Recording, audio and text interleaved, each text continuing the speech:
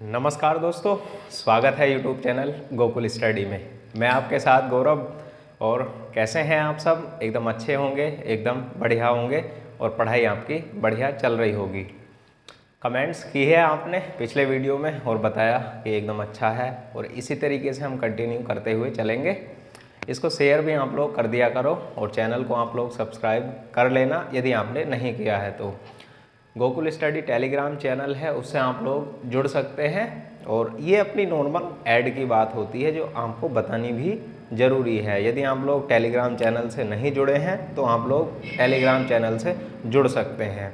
Gokul study YouTube channel है, Gokul study Telegram channel है और फेसबुक पेज भी गोकुल स्टडी है, वहाँ भी आप लोग जुड़ सकते हैं। आज अपनी बात होगी, लास्ट मैंने आपसे बात की, आपको पढ़ाया, आपको समझाया कि हमारी संविधान सभा की बैठक हो जाती हैं। संविधान सभा की कितनी बैठक होती हैं? 3 बैठक हो जाती हैं संविधान सभा की। पहली बैठक की मैं बात करूं तो पहली बैठक कंप्लीट हमारी कब होती है? 9 दिसंबर 1946 को। 9 दिसंबर 1946 को। और इस बैठक में हुआ क्या था? फर्स्ट की मैं बात करूं, इस बैठक में हुआ था अस्थायी अध्यक्ष डॉक्टर सच्चिदानंद सिन्हा को बनाया गया था और जेवी कृपलानी ने ऐसा किया था। जेवी कृपलानी साहब थे, उन्होंने ऐसा किया। और किसको बनाया? डॉक्टर सच्चिदानंद सिन्हा को। सच्चिदानंद सिन्हा को क्या बनाया? अस्थायी अध्यक्ष बनाया। और उसके बाद सेकंड जो बैठक होती है वो 11 दिसंबर 1946 को। 11 दिसंबर 1946 को। इसमें स्थायी अध्यक्ष की बात की जाए यानी स्टेबल चीफ की बात की जाए तो वहाँ डॉक्टर राजेंद्र प्रसाद को बनाया गया था। और उसके बाद यहाँ इसी बैठक में संविधान के संवैधानिक सलाहकार की बात की जाए, संवैधानिक सलाहकार किसको बनाया गया था? तो आपको पता होगा संवैधानिक सलाहकार बनाया गया था सर वी.एन. राव को। वी.एन. राव को संवैधानिक सलाहकार बनाया गया संविधान का। और उसके बाद हमारी 13 दिसंबर की बैठक होती है। 13 दिसंबर की बैठक, 13 दिसंबर 1946 की जब बैठक होती है, इसी में ही उद्देश्य प्रस्ताव पेश किया हुआ जो जवाहरलाल नेहरू के द्वारा पेश किया गया था। उद्देश्य प्रस्ताव किसने पेश किया था? पंडित जवाहरलाल नेहरू। जवाहरलाल नेहरू ने। और इसी आधार पर जो भारतीय संविधान की प्रस्तावना है इस आधार पर है। और इस प्रस्ताव को क्या कहते हैं? उद्देश्य प्रस्ताव। और आपसे एग्जाम में पूछा जाएगा उस उद्देश्य प्रस्ताव कब पेश किया गया? 13 दिसंबर 1946 को तीसरी बैठक में संविधान सभा की। और इसको स्वीकार कब किया गया था? तो 22 जनवरी, ये भी आप लोग याद रख लेना, 1947। यहाँ तक मैंने आपसे बात की थी पीछे। अब हम बात करते हैं किन के बारे में? अब हम बात करते हैं, हमारी बैठक भी कंप्लीट हो जाती है, उद्देश्य प्रस्ताव भी पेश किया जाता है, संविधान के सभा के स्थायी अध्यक्ष भी बनाए जाते हैं, बन चुके होते हैं और संविधान सभा के उपाध्यक्ष भी बन चुके होते हैं। और कौन है संविधान सभा के उपाध्यक्ष की बात की जाए तो आपको पता होगा, यदि नहीं पता है तो आप लोग याद थोड़ा सा करने की कोशिश करें, उसको याद किया करें। उपाध्यक्ष थे H.C. मुखर्जी। H.C. मुखर्जी संविधान सभा के क्या थे? उपाध्यक्ष थे।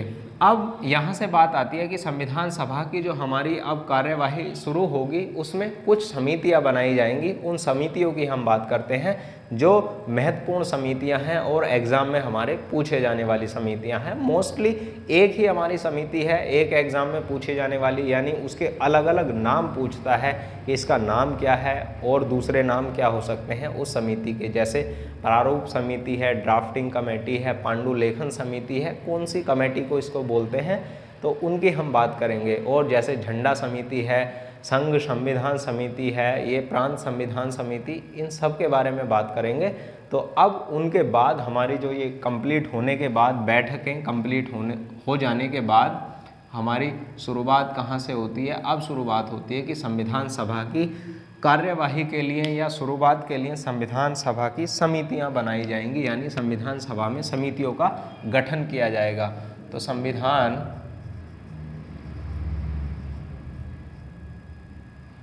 के निर्माण के समय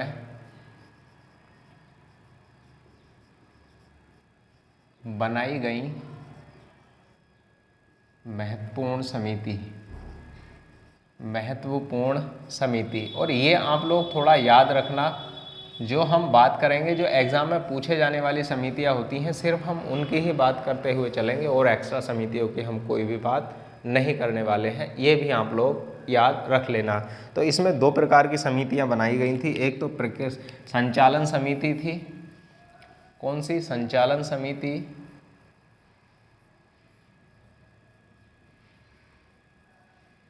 और विषय समिति, यानी विषय का मतलब किस विषय के लिए कौन सी समिति बनाई गई है, ये उसके संबंध में समितियां थी हमारी। दो प्रकार की समितियों की हम बात करें तो अब बात हमारी आती है संचालन समिति के संबंध में कि संचालन समिति पहली कौन सी है या फिर हमारी विषय संविधान समिति कौन सी है। और इसका नाम हम दूसरा भी यहाँ पर लिख सकते हैं। ये जो समिति है प्रक्रिया समिति इसको बोल सकते हैं यहाँ, प्रक्रिया समिति, प्रक्रिया या फिर संचालन समिति। अब यहाँ हम बात करते हैं सबसे पहले विषय समितियों के बारे में, कौन सी विषय के लिए कौन सी समिति बनाई गई थी। तो पहले यहाँ हम बात करते हैं इनके संबंध में, ध्यान से आप लोग देखना। पहली यदि मैं बात करूँ तो पहली हमारी समिति होगी संघ संविधान समिति। क्या होगी? संघ संविधान समिति।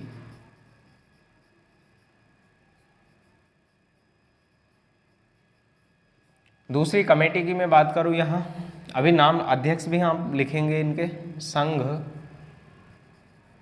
विषय समिति, संघ विषय समिति। अब यहाँ आप लोग याद रख लेना, जहाँ पर जो संघ शब्द जुड़ा हुआ है, जो ये संघ शब्द जुड़ा हुआ है, तो उनके संबंध में बात आएगी। तो कौन थे संघ के अध्यक्ष या इसके अध्यक्ष कौन थे? तो इन दोनों समितियों की बात की जाए तो पंडित जवाहरलाल नेहरू, पंडित जवाहरलाल नेहरू कौन थे? इसके अध्यक्ष थे। ये हैं अध्यक्ष और ये समितियों के नाम लिखे हैं यहाँ पर। तो यदि संघ भी आपको देखने को मिल जाएगी, संघ संविधान समिति या संघ विषय समिति की बात की जाए, तो वहाँ आपका आंसर क्या हो जाएगा? वहाँ आपका आंसर होगा पंडित जवाहरलाल नेहरू। ऐसे ही प्रांतों के संबंध में बनी हुई समितियाँ थी।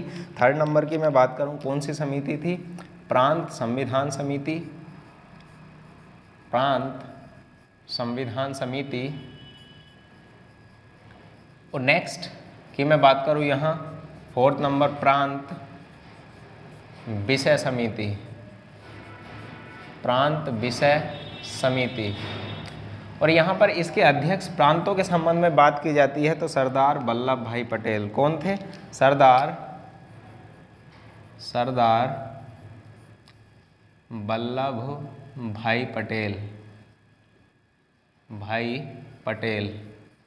और सरदार की उपाधि सरदार वल्लभ भाई पटेल को किसने दी थी? बारदोली की महिलाओं ने। ये भी आप लोग थोड़ा याद रख लेना, बारदोली की महिलाओं ने सरदार पटेल को सरदार की उपाधि दी थी। बाकी ये सरदार नहीं थे, ये सरदार की उपाधि इनको मिली हुई थी और बारदोली की महिलाओं ने इनको दी थी। अब नेक्स्ट इन्हीं के संबंध में बात आती है। इसके एक और समितियाँ थी जो इनके, ये उस समिति के अध्यक्ष थे सरदार वल्लभ भाई पटेल।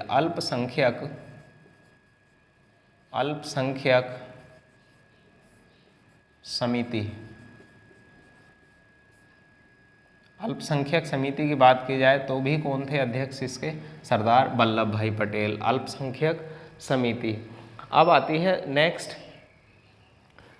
दूसरी, इसके संबंध में बात आती है कि मूल अधिकार के संबंध में कौन सी समिति, कौन थे अध्यक्ष? तो मूल अधिकार समिति। तो वहाँ भी आप लोग याद किसका नाम रखेंगे? मूल अधिकार समिति सरदार वल्लभ भाई पटेल, सरदार वल्लभ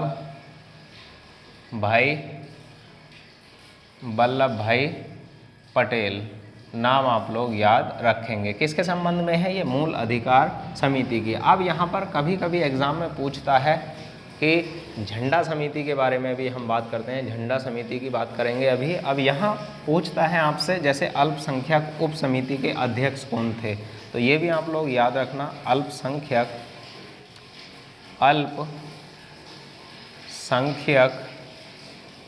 उप समिति,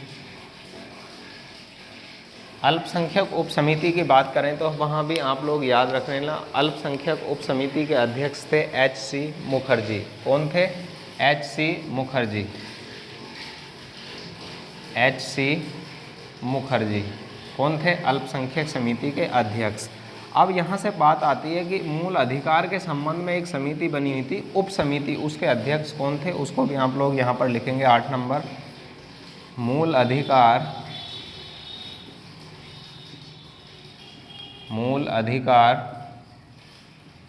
उप समिति। मूल अधिकार उप समिति के संबंध में हम बात करें तो इसके अध्यक्ष कौन थे? तो वहाँ आप लोग याद रख लेना, J.V. कृपलानी साहब थे। J.V. कृपलानी कौन थे? J.V. कृपलानी किसके अध्यक्ष थे? मूल अधिकार उप समिति के संबंध में बात आती है तो वहाँ कौन था? J.V. कृपलानी इसके अध्यक्ष थे। इसका स्क्रीनशॉट आप लोग लो, फिर हम नेक्स्ट बात करते हैं जो हमारी संचालन या फिर प्रक्रिया समिति बनाई गई थी, या फिर उसकी हम बात करेंगे जो एक हमारी कमेटी थी प्रारूप समिति, उसके संबंध में किस तरीके से एग्जाम में सवाल बनते हैं उनकी हम बात करेंगे। तो ये तो आपका लिखा हुआ है, अभी स्क्रीनशॉट लेना है तो आपको ले लो और उसके बाद हम नेक्स्ट की बात करते हैं। लिया हो आपने स्क्रीनशॉट तो आप लोग इसका स्क्रीनशॉट ले लो। नेक्स्ट बात करते हैं हम, इधर ही लिख देता हूँ, ये तो कल आपने लिखा होगा इससे ऊपर का।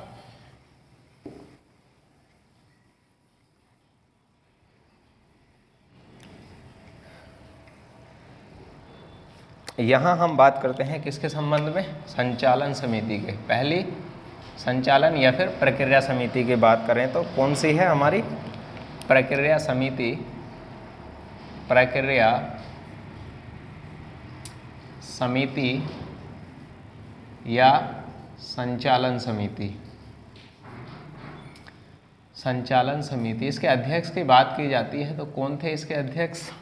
तो अध्यक्ष थे डॉक्टर राजेंद्र प्रसाद, क्योंकि इन्हीं के हाथ में जो चीफ था या संविधान सभा का अध्यक्ष था, स्थायी अध्यक्ष, वह ही कौन था? प्रक्रिया या फिर संचालन समिति का अध्यक्ष। तो कौन थे? डॉक्टर राजेंद्र प्रसाद। अब यहाँ से बहुत अच्छा सवाल तो ये बनता है कि अभी प्रारूप समिति की मैं बात करूँगा क्योंकि उसमें नाम है और भी सदस्यों के सारे नाम बताने होते हैं, तो वहाँ भी उनकी भी मैं बात कर लूँगा। तो उसके बाद हमारी नेक्स्ट समिति की बात करूँ तो मैं समिति आती है हमारी झंडा समिति। कौन सी आती है? झंडा समिति। झंडा समिति के संबंध में देखो 2 सवाल बनते हैं, झंडा उप समिति और एक होती है हमारी झंडा समिति। यहाँ झंडा समिति की बात की जाए, झंडा समिति के अध्यक्ष कौन थे? तो वहाँ अध्यक्ष को भी आप लोगों को याद कैसे रखना है? अध्यक्ष थे डॉक्टर राजेंद्र प्रसाद। यदि आपसे पूछा जाता है किसके संबंध में, झंडा समिति के अध्यक्ष कौन थे, और यदि पूछा जाए झंडा उप समिति के अध्यक्ष, ये ध्यान से समझ लेना, ये उप समिति, तो वहाँ कौन थे? J.V. कृपलानी। और कई बुकों में ये भी लिखा हुआ है कि झंडा समिति के अध्यक्ष कौन थे? J.V. कृपलानी थे। और ये कब आपको लगाना है? यदि J.V. कृपलानी, तब आपको लगाना है जब झंडा समिति के अध्यक्ष पूछता है और वहाँ ऑप्शन में डॉक्टर राजेंद्र प्रसाद नहीं देता है, तो आपको आंसर क्या लगाना होगा? J.V. कृपलानी। और यदि आपसे दोनों ऑप्शन भी दिए हैं तो वहाँ आपका आंसर होगा झंडा समिति के अध्यक्ष कौन है? डॉक्टर राजेंद्र प्रसाद। बोलना है साथ के साथ आपको, कौन है? डॉक्टर राजेंद्र प्रसाद। और यदि उप समिति की बात की जाए तो कौन है अध्यक्ष? J.V. कृपलानी साहब हैं। ये भी आप लोग याद इसको रख सकते हैं। अब महत्वपूर्ण समिति आती है एक हमारी, उसका मैं नाम यहाँ पर लिखता हूँ और उसमें सदस्यों की भी हम बात करेंगे। उस समिति का नाम क्या है? स्टार बना के पॉइंट, ये सारी समिति स्टार बनाकर ही आपको लिखनी है। बढ़िया है, ये एग्जाम में पूछी जाने वाली हैं और याद ही होनी चाहिए आपको। अब हम बात करते हैं किसके संबंध में? प्रारूप समिति। प्रारूप समिति या इसको बोलते हैं ड्राफ्टिंग कमेटी, या इसी को बोलते हैं हम पांडुलेखन समिति। पांडुलेखन समिति।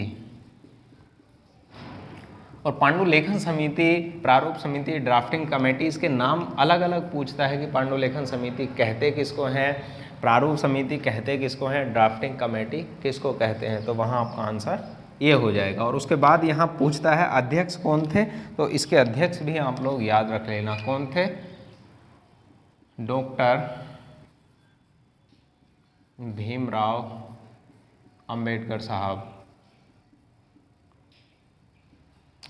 और यहाँ से पूछता है कि इसमें सदस्य कितने थे, प्रारूप समिति में डॉक्टर भीमराव अंबेडकर इसके अध्यक्ष थे, और इसमें सदस्यों की बात की जाए तो कितने सदस्य थे, हम सदस्य की भी बात कर लें यहाँ पर, तो इसमें सदस्य थे 1+6 यानी 7 सदस्य, 1+6 सदस्य थे। यहाँ पर कितने सदस्य थे, 7 सदस्य। 1+6 का मतलब क्या है, यहाँ एक अध्यक्ष था और 6 हमारे अन्य सदस्य थे जो प्रारूप समिति में शामिल थे। उनकी हम बात अब करेंगे, कौन कौन से नाम हैं, जैसे एन माधव राव हैं, टी कृष्णामाचारी हैं, इनके डी खेतान साहब हैं, ये सब कैसे आए उनकी हम बात करेंगे।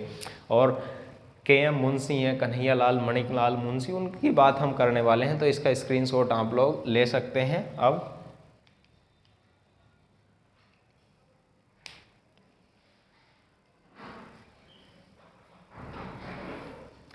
लिया होगा आपने स्क्रीनशॉट। अब हम बात करते हैं किसके संबंध में, अब हम बात करते हैं सदस्य थे कौन कौन इस समिति में।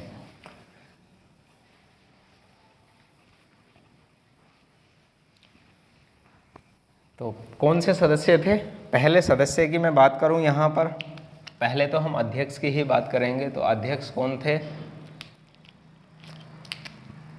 डॉक्टर भीमराव अंबेडकर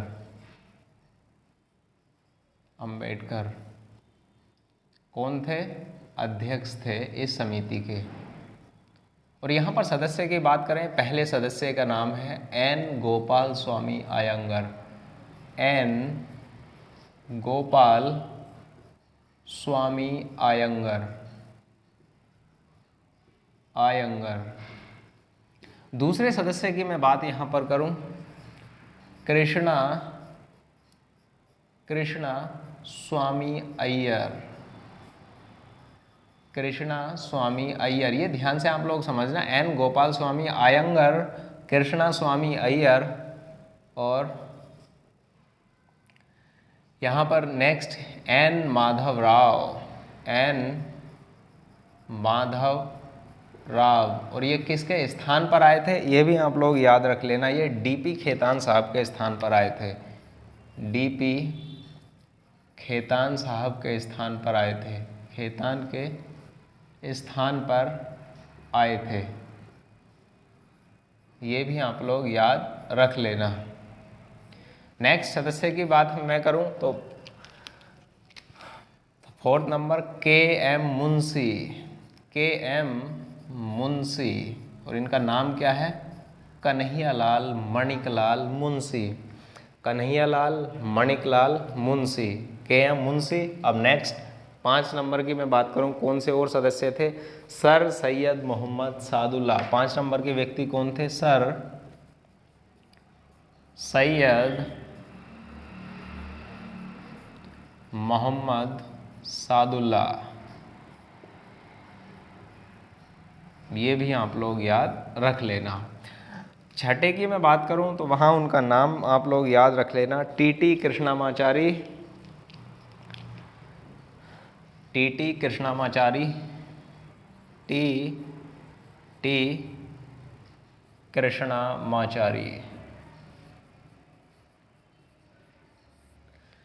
थोड़ा सा आप लोग इसको सही करेंगे, यहाँ पर डी खेतान साहब के स्थान पर कौन आए थे, टी कृष्णामाचारी, डी खेतान साहब के स्थान पर, खेतान के स्थान पर कौन आए थे, टी कृष्णामाचारी। और यदि मैं बात करूं यहाँ, ये एन माधव राव किसके स्थान पर आए थे, तो बी एल मित्तल के स्थान पर ये आए थे हमारे एन माधव राव। अब यहाँ से पूछता है एकमात्र ऐसे मुस्लिम व्यक्ति जो प्रारूप समिति में शामिल थे, तो वहाँ आप लोगों को क्या याद रखना है, सर सैयद मोहम्मद सादुल्ला, एकमात्र मुस्लिम व्यक्ति एकमात्र मुस्लिम व्यक्ति जो संविधान सभा की प्रारूप समिति में शामिल थे। अब मुख्य रूप से एक पूछ लेता है कि कांग्रेसी व्यक्ति कौन थे। देखो ये सारे के सारे व्यक्ति तो कांग्रेसी थे, पर एक मुख्य रूप से कांग्रेसी व्यक्ति होने का मतलब क्या है। जैसे कोई भी एक पार्टी बनी हुई है, यहाँ थोड़ा सा उसको देखना आप लोग, एक पार्टी बनी हुई है और पहले से उसके अंदर वर्कर हैं, पहले से ही उसी के अंदर वर्कर हैं, और ये वर्कर ही उस पार्टी के अंदर, जैसे कांग्रेस पार्टी थी पहले बनी हुई, और यही एक वर्कर कहाँ शामिल हो जाता है, किसके अंदर, प्रारूप समिति के अंदर शामिल हो जाता है, तो उसको हम कहेंगे यह कांग्रेसी थे। और बाकी जो दूसरे व्यक्ति हैं वो इनके टिकट पर चुनाव जीते थे कांग्रेस के। तो के.एम. मुंशी क्या थे, एकमात्र कांग्रेसी व्यक्ति, एकमात्र कांग्रेसी व्यक्ति। ये भी आप लोग याद रखना, क्योंकि एग्जाम में सवाल किस तरीके का भी बन सकता है, तो उसका आसानी से आप लोग जवाब दे सकते हैं। थे तो ये सारे कांग्रेसी व्यक्ति का मतलब कि कांग्रेस के टिकट पर ही चुनाव इन्होंने जीता था, पर वहाँ मूल रूप से कौन थे, के.एम. मुंशी, कन्हैयालाल माणिकलाल मुंशी, जो कांग्रेसी व्यक्ति थे। ये भी आप लोग याद रख लेना। और एकमात्र मुस्लिम व्यक्ति की वहाँ पूछ लिया जाए तो कौन थे, सर सैयद मोहम्मद सादुल्ला। कौन थे, सर सैयद मोहम्मद सादुल्ला। ओह, आज थोड़ा आप लोग सही करो इसको, गलती कैसे हो रही है यहाँ। ये कांग्रेसी व्यक्ति कौन थे, कृष्णा स्वामी अय्यर। कौन थे, कृष्णा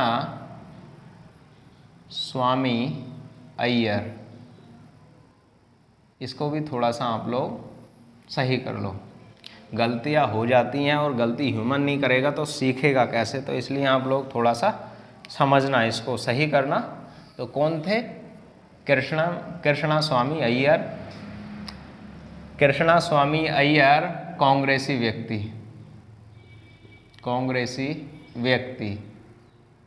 दो बार इनका नाम लिख दिया है, एक ही बार नाम है, तो ये कौन थे, कांग्रेसी व्यक्ति थे। ये भी आप लोग याद रख लेना। एकमात्र मुस्लिम व्यक्ति सर सैयद मोहम्मद सादुल्ला, जीते सारे किस टिकट पर हैं, कांग्रेस के ही। तो आप लोग इसका स्क्रीनशॉट ले लो। और उसके बाद हम बात करते हैं, ये समितियों का गठन हमारा हो जाता है। एक बार कई बार ये भ्रम आता है कि डॉक्टर भीमराव अंबेडकर साहब कहाँ से चुनाव जीत कर आए थे, तो ये भी आप लोग थोड़ा सा समझ लो उसको। इसका पहले आप लोग स्क्रीनशॉट ले लो कि डॉक्टर भीमराव अंबेडकर साहब के बारे में हम बात करते हैं।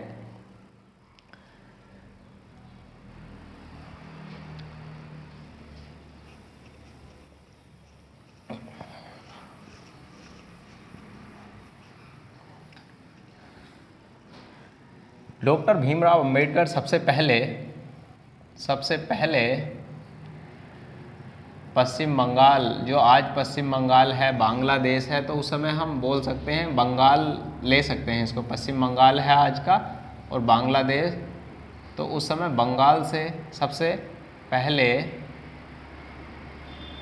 बंगाल से चुनकर मुस्लिम लीग की सहायता से, ध्यान से ये बात समझना, मुस्लिम लीग की सहायता से आए थे। और विवाद क्या हुआ, ये विवाद हुआ कि जब संविधान सभा से मुस्लिम लीग अलग हो जाती है तो वहाँ क्या होता है, ये क्या हो जाते हैं, इनकी सीट कहाँ चली जाती है, पाकिस्तान में, मुस्लिम लीग में। तो इस कारण से इनकी पहली बार में सदस्य क्या हो जाती है, समाप्त हो जाती है संविधान सभा के तौर पर। संविधान सभा में सदस्य नहीं रहते हैं। जब ये भीमराव साहब अम्बेडकर प्रारूप समिति के अध्यक्ष बने थे तो फिर वापस से इनको चुनाव लड़ने की आवश्यकता ही पड़ी होगी, या फिर इनको बनाया गया होगा सदस्य। तो यहाँ हम बात करें ये सीट कौन सी थी जहाँ से पहली बार चुनाव जीत कर आए थे, तो जैसर कुलना ये पश्चिम बंगाल की सीट, या बंगाल में थी ये सीट जिससे ये चुनाव जीत कर आए थे, और मुस्लिम लीग की सहायता से जीत कर ये पहली बार में चुनाव आए थे। उसके बाद मुस्लिम लीग के हटने के बाद इनकी सदस्यता क्या हो गई, समाप्त, और वापस से ये वापस से यह महाराष्ट्र पुणे से चुनकर संविधान सभा में आए, संविधान सभा में आए थे। ऐसे कैसे ये आए थे? यहाँ पर तो एक व्यक्ति थे M.R. जयकर, जिन्होंने अपनी इस्तीफा दे दिया था और उसके बाद इनको क्या किया गया, इस सीट से चुनाव लड़वाया गया और ये चुनाव जीतकर कहाँ पर आए, संविधान सभा में शामिल हुए। तो कौन थे? M.R. जयकर के स्थान पर यह चुनाव जीत कर आए और उसके बाद संविधान सभा में शामिल हुए। और संविधान सभा में शामिल होने के बाद आप देख ही सकते हो प्रारूप समिति के अध्यक्ष बने और प्रारूप समिति के अध्यक्ष बनने के साथ ही कितना काम किया है उनके संबंध में जब मैं विशेष तथ्य आपको लिखवाऊंगा संविधान के, उस समय मैं बात करने वाला हूँ। कितने शब्द के तौर पर मैं बात करूँ, कितने शब्दों की चर्चा इन्होंने की और कितने टोटल ये कितना बोले संविधान सभा में।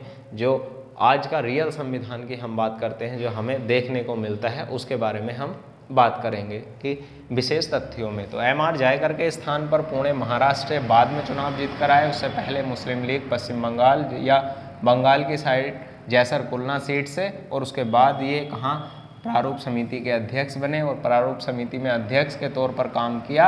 और सदस्य और कितने थे इसके अंदर, 1+6 यानी 7 सदस्य थे। कहाँ पर? संविधान सभा की जो प्रारूप समिति थी उसके अंदर।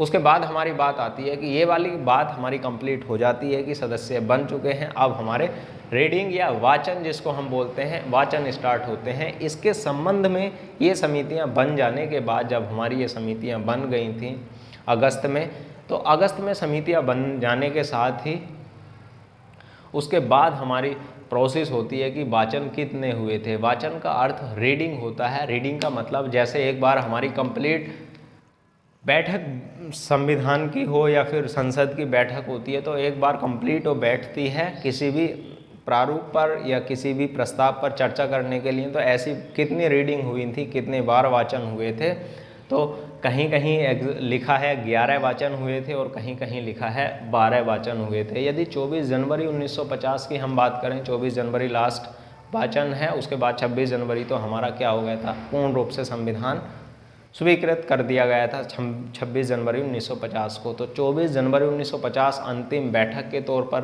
के हम बात करें तो वहाँ हमारी बैठक की बात आती है तो 12 बैठक हुई थी टोटल, और वाचन की बात आती है तो 3 वाचन हुए थे। वाचन का मतलब होता है कि जब से हम बात शुरू करते हैं और कम्प्लीटली कब तक, फिर अगला वाचन जब शुरू हो जाता है सेशन, फिर कंप्लीट लास्ट कब होता है, और थर्ड वाचन फिर उसके बाद फिर कब तक लास्ट होता है। तो 3 वाचन हुए थे। कब कब हुए थे उनकी हम बात करने वाले हैं। 4 नवंबर से शुरू हुए वाचन, उसके बाद 15 नवंबर तक कब तक चले उसकी बात हम करेंगे। फिर नेक्स्ट कब हुआ 17 अक्टूबर से, उन सब की बात करने वाले हैं। तो नॉर्मल से स्क्रीनशॉट आप इसका ले लो, फिर हम बात करते हैं कि इसके संबंध में वाचन कितने हुए थे संविधान सभा के। तो स्क्रीनशॉट आपने लिया होगा।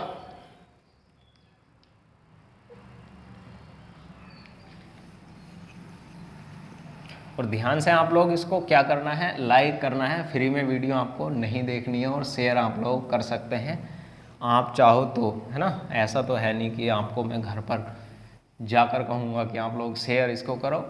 आप मेहनत कर रहे हो और मैं भी मेहनत कर रहा हूँ, लग रहा है आपको, तो आप लोग इसको शेयर भी कर सकते हैं। और शेयर तो आपको करना है ही। जो बिल्कुल बेसिक शुरुआत से पढ़ने की कोशिश कर रहे हैं या ढूंढ रहे हैं कि कहाँ से शुरुआत की जाए, तो आप लोग इसको उनको शेयर कर सकते हैं। तो इसमें कोई ऐसी बात नहीं है, तो आप लोग इसको भी शेयर कर देना, ठीक है ना। जो लॉकडाउन की स्थिति बनी हुई है तो आप लोग इसको शेयर कर देना। देखो ध्यान से, अब बात हम करते हैं संविधान सभा के वाचन। वाचन यानी रीडिंग बोलते हैं इसको। रीडिंग कितने वाचन हुए थे संविधान सभा के वाचन, तो यहाँ पर बात आती है कितने वाचन हुए हैं। आंसर वहाँ आपका होगा 3 वाचन हुए थे। कितने? 3 वाचन हुए थे। और 3 वाचन कौन कौन से हैं, कब से शुरू हुए? फर्स्ट, सेकंड और थर्ड, ये हमारे 3 वाचन हैं, है ना। लिखवाऊंगा, ऐसा परेशान नहीं होना है कि ये 3 वाचन कौन कौन से हैं, कब से कब तक शुरू हुए, उसकी भी बात करने वाला हूँ। तो पहले वाचन की मैं बात करूँ तो पहला वाचन हमारा 4 नवंबर 1948 से शुरू होकर के कब तक चला, तो वहाँ आप लोग याद इसको रखना। तब हमारा चलता है, इस वाचन की मैं बात करूँ 9 नवंबर 1948 तक। कब तक चलता है? 9 नवंबर 1948 तक चलता है। ये पहला वाचन था। और उसकी मैं बात करूं दूसरा वाचन कब से स्टार्ट हुआ, तो वहाँ आपका आंसर होगा 15 नवंबर 1948 से 17 अक्टूबर 1949। ये ध्यान से आप लोग देखना, ये 48 है और ये है 49। नवंबर के बाद अक्टूबर नहीं आता, दिसंबर आता है, पर ये 49 का सेशन आ गया। इसको मैं सही करके लिखता हूँ 1949। ये भी आप लोग याद रख लेना। उसके बाद हमारी थर्ड वाचन की मैं बात करूँ तो 14 नवंबर 1949 से लास्ट वाचन, जिसमें हमारा संविधान क्या होता है, आंशिक रूप से स्वीकृत होता है। तो 14 नवंबर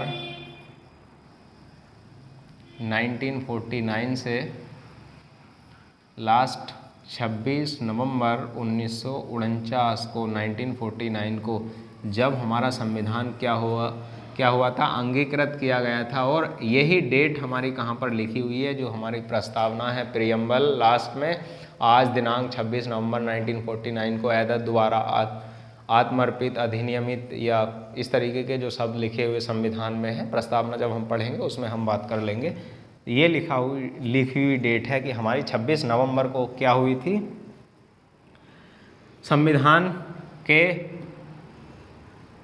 कंप्लीट हमारी प्रस्तावना को स्वीकार किया गया था। और लास्ट जो संविधान हमारा जो आंशिक रूप से जो लागू हुआ संविधान था वो 26 नवंबर 1949 को, जो 1949 को स्वीकार किया गया था। तो ये भी आप लोग याद रखना, यहाँ पर लिखते हैं 26 नवंबर 1949 को संविधान को अंगीकार किया गया, संविधान को अंगीकार किया गया था, अंगीकार किया गया था। क्या क्या संविधान के अंदर लिखा है उसकी हम बात आगे करेंगे। ये तो हम जान रहे हैं कि संविधान बनकर किस तरीके से तैयार हुआ, कौन से सदस्य थे, किस तरीके की और प्रावधान थे, उनकी हम बात कर रहे हैं। अभी नेक्स्ट आएगा प्रियम्बल, क्या लिखा है प्रियम्बल में, कौन से शब्द हैं, किस तरीके की स्वतंत्रता है, कितने प्रकार की स्वतंत्रता है, सब की हम बात करेंगे। तो 26 नवंबर 1949 को अंगीकार किया गया और इसमें 16 अनुच्छेदों को लागू किया गया था। ये आप लोग ध्यान रख लेना, 16 अनुच्छेदों को सबसे पहले लागू किया गया था, लागू किया गया था। इसमें नागरिकता के साथ साथ जो हमारे चुनाव आयोग से संबंधित हैं, ये सारे के सारे क्या हो गए थे, प्रावधान यहाँ पर लागू हो गए थे 16 अनुच्छेदों में ही। लिखने की ज़रूरत उस तरीके से नहीं है कौन से अनुच्छेद हैं, तो 5, 6, 7 इस तरीके से लगातार 5, 6, 7, 8, 9, 60, 324 इस तरीके से लिखना चाहो तो आप लोग यहाँ पर लिख भी उनको सकते हैं। 16 अनुच्छेद कौन से हैं, 5, आर्टिकल नंबर 5, 6, 7, 8, उसके बाद हमारे 5, 6, 7, 8, नेक्स्ट 9, 60, 324, 366 और नेक्स्ट की मैं बात करूं यहाँ अगले 367, 379, 367, 379, 379 और नेक्स्ट और कौन से थे 380, 388, 391 और नेक्स्ट की मैं बात कर लूँ 392, 93, 94, 92, 93, 300 और 394।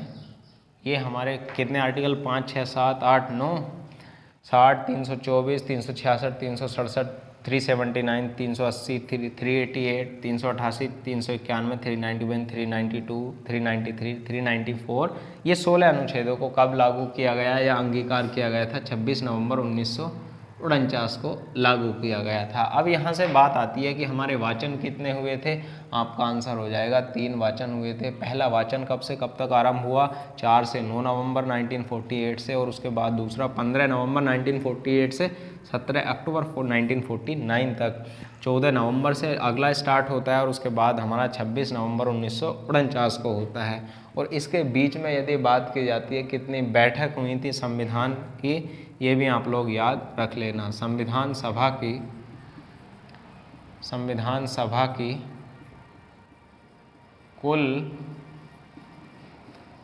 कुल 12 बैठकें हुई थी। 12 बैठकें हुई थी। और अंतिम बैठक की बात की जाए तो कब की मानते हैं हम लोग? 24 जनवरी 1950 को अंतिम बैठक। और इसी में ही सबसे पहले जो भारत के यहाँ पर मैं बात कर लूँ राष्ट्रपति बनाए गए थे डॉक्टर राजेंद्र प्रसाद। 24 जनवरी को राष्ट्रपति कौन बने थे? राष्ट्रपति डॉक्टर राजेंद्र प्रसाद को बनाया गया, जो संविधान सभा के क्या थे? राजेंद्र प्रसाद। यहाँ आप लोग देख लेना, राजेंद्र प्रसाद, जो संविधान सभा के स्थायी अध्यक्ष भी थे। तो 24 जनवरी 1950 को क्या किया गया था? राष्ट्रपति बने थे हमारे डॉक्टर राजेंद्र प्रसाद। और उसके बाद यहाँ पर बात की जाती है राष्ट्रीय गीत और राष्ट्रीय गान को भी स्वीकार 24 जनवरी 1950 को ही किया गया था। उसके साथ मैं आपको लिखवा दूंगा जैसे राष्ट्रीय गान कब शुरू किया गया, कब, और 26 जनवरी 1950 को ही हम संविधान जब हमारा लागू हो जाता, हमारा 26 नवंबर 1949 को ही संविधान बनकर तैयार हो जाता है, तो इसको आंशिक रूप से क्यों लागू किया, इसकी भी मैं बात करने वाला हूँ। 26 जनवरी 1950 को ही क्यों लागू किया, उसकी मैं बात करूँगा नेक्स्ट लेक्चर में। तो आप लोग तब तक क्या करेंगे, इसको लाइक करेंगे, शेयर करेंगे और कमेंट्स अच्छी सी आपको लिखना है कि आपको वीडियो कैसा लगा। मिलते हैं फिर नेक्स्ट वीडियो में, कब, जब हमारी उसके साथ 26 जनवरी या विशेष तथ्य की हम बात करने वाले हैं अब कि संविधान बनकर तैयार हो जाता है, कितने शब्द थे, इस तरीके की बात हम करने वाले हैं।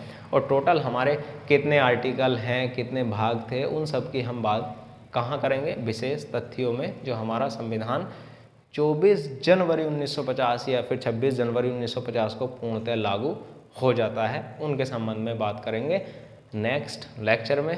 Thank you, all the best. और आप लोग इसको शेयर कर सकते हैं, और शेयर तो आप लोग कर देना, और इसका स्क्रीनशॉट आप ले लो।